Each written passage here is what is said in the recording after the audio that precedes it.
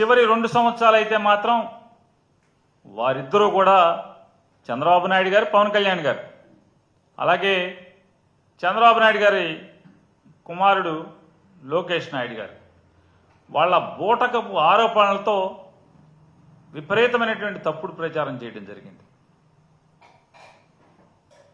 మా ప్రభుత్వం మీద విషం చిమ్మినటువంటి ఈ కూటమి నాయకులు చంద్రబాబు నాయుడు గారు, పవన్ కళ్యాణ్ గారు, అలాగే లోకేష్ నాయుడు గారు గడిచిన 10 నెలలుగా వారి ప్రభుత్వం ఏర్పాటు చేసుకున్నటువంటి 10 నెలలుగా అదే మద్యాన్ని గ్రామాలలోని పచ్చ చొక్కా నాయకుల మొదలు ఎమ్మెల్యేలు, మంత్రులు, ప్రభుత్వ అధినేతలు నీతి గాని లజ్జ గాని ఈషన్ మాత్రం లేకుండా మద్యాన్ని పాడికొండలాగా మార్చుకున్నటువంటి పరిస్థితులు ఇవాళ మనందరం చూస్తున్నాం. వైఎస్ఆర్ కాంగ్రెస్ పార్టీ ప్రభుత్వం ఉన్నటువంటి చివరి సంవత్సరంలో మరీ నీచంగా వైఎస్ఆర్ కాంగ్రెస్ పార్టీ ప్రభుత్వమే కల్తీ మద్యాన్ని వినియోగదారులకి అమ్ముతుందని చంద్రబాబు నాయుడు గారు, పవన్ కళ్యాణ్ గారు, లోకేష్ గారు పచ్చ ఛానళ్లు, పచ్చ పత్రికలు పెద్ద ఎత్తున తప్పుడు ప్రచారం చేసిన సంగతి మనందరం కూడా ఇంకా మర్చిపోలేదు.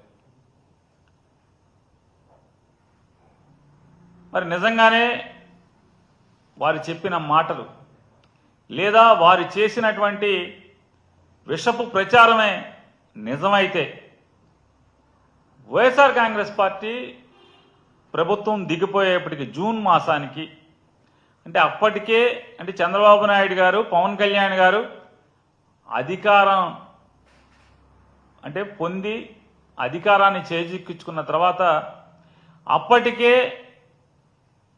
రాష్ట్ర వ్యాప్తంగా ఉన్నటువంటి మద్యం గోడౌన్లలో అంటే స్టాక్ యార్డుల్లో ఉన్నటువంటి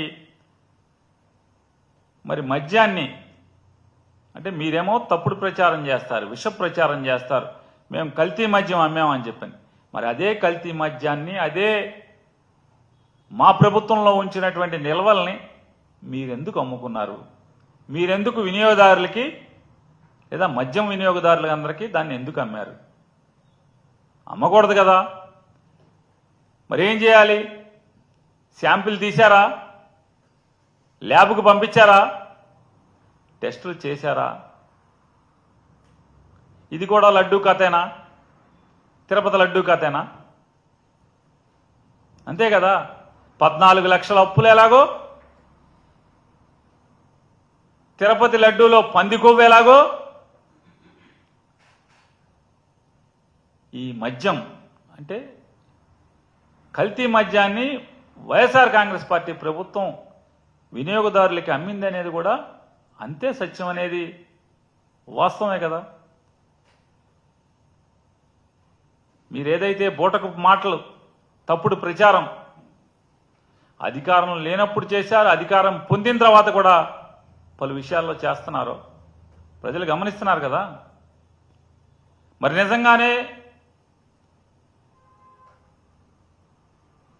ఆ మద్యం గనక తప్పుడు మద్యం అయితే దీన్ని ఎలా అమ్మారు? అమ్మిన వాళ్ళందరూ, తాగిన వాళ్ళందరూ బాగానే ఉన్నారు కదా. ఆ రోజు జగన్మోహన్ రెడ్డి గారి ప్రభుత్వంలో స్టాక్ యార్డులోకి వచ్చినటువంటి లేదా నిల్వ ఉంచినటువంటి మద్యాన్ని మీరు వచ్చాక కూడా అమ్మారు కదా.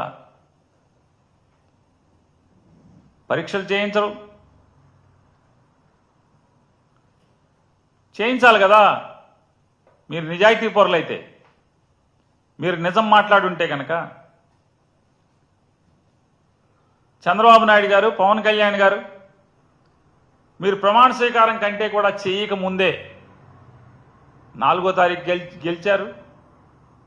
ప్రమాణం వెంటనే చేయలేదు. మీరు ఒక 8 రోజులు 9 రోజులు కక్షలు, కార్పణ్యాలు, దాడులు, హింసలు ఈ రాష్ట్రంలో ఒడిగట్టడం కోసం ప్రమాణ స్వీకారం చేయకుండా అధికారం అనేది అధికారుల మీద నడుస్తుంది అని చెప్పని చెప్పటం కోసం దాని మాటున ఇళ్లు తగలబెట్టారు, ఆస్తులు ధ్వంసం చేశారు, పంటలు నాశనం చేశారు, దాడులు చేశారు, హత్యాయత్నాలు చేశారు, అనేక సిఐడి విచారణలు ఆదేశించారు.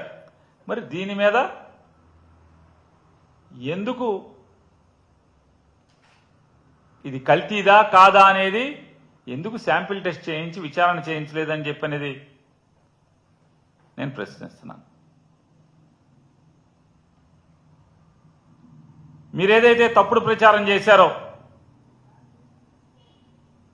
వైఎస్ఆర్ కాంగ్రెస్ పార్టీ ప్రభుత్వం ఉండంగా నాసి రకం కల్తీ మద్యం ప్రజలకు ఇచ్చారు అని చెప్పని ఏ ఒక్క డిస్టిలరీనైనా మీరు బ్యాన్ చేశారా? 20 డిస్టిలరీలు ఉన్నాయి ఈ ఆంధ్రప్రదేశ్ రాష్ట్రంలో. ఈ 20 డిస్టిలరీలు కూడా చంద్రబాబు నాయుడు గారి ప్రభుత్వం ఏర్పాటు చేసినవి తప్పితే జగన్మోహన్ రెడ్డి గారి ప్రభుత్వం ఏర్పాటు చేసిన ఒక్క కొత్త డిస్టిలరీలు కూడా మా ప్రభుత్వంలో ఒక్క కొత్త డిస్టిలరీని కూడా ఇవ్వలేదు. 2015-19 మధ్యలో చంద్రబాబు నాయుడు గారు మీరు మంజూరు చేసినటువంటి దగ్గర దగ్గర 16 డిస్టిలరీలు కొత్తవి మీరు మంజూరు చేసినట్టున్నారు. అంతకుముందు రాష్ట్రం విడేపటికి ఒక 3-4 డిస్టిలరీలు ఉన్నట్టున్నాయి. ఈ డిస్టిలరీలో ఎక్కడన్నా ఒక్కటైనా మీరు చేసినటువంటి విషపు ప్రచారమే నిజమైతే ఒక్క డిస్టిలరీనన్నా మీరు బ్యాన్ చేశారా? ఏ ఒక్క మందు కంపెనీనైనా, బ్రాందీ కంపెనీనైనా, విస్కీ కంపెనీనైనా, ఒక్క సప్లయర్నైనా మీరు బ్యాన్ చేశారా? మరి ఎందుకు బ్యాన్ చేయలేదు? అదే డిస్టిలరీలు, అదే మద్యం సప్లయర్లు ఎందుకు కొనసాగుతున్నారు? అంటే అందులో తప్పు లేదనేది కదా దాని అర్థం. వైఎస్ఆర్ కాంగ్రెస్ పార్టీ ప్రభుత్వం జగన్మోహన్ రెడ్డి గారి నాయకత్వంలో మద్యం అమ్మకాల్లో తప్పులు చేయలేదనే కదా.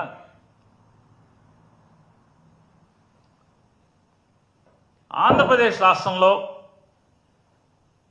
కూటమి ప్రభుత్వం వచ్చిన తర్వాత ఎన్నో ఏళ్లుగా, ఎన్నో సంవత్సరాలుగా ఈ లిక్కర్ కంపెనీలకు ఉన్నటువంటి డిస్ట్రిబ్యూటర్లు, మరీ ప్రత్యేకించి ఇవాళ 9 మాసాలుగా అత్యధిక అమ్మకాలు జరుపుతున్నటువంటి లిక్కర్ బ్రాండ్లన్నిటికీ కూడా డిస్ట్రిబ్యూటర్లు ఎందుకు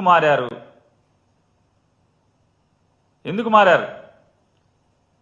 జైపాళ్లు పోయి గిర్లు ఎందుకు వచ్చారు?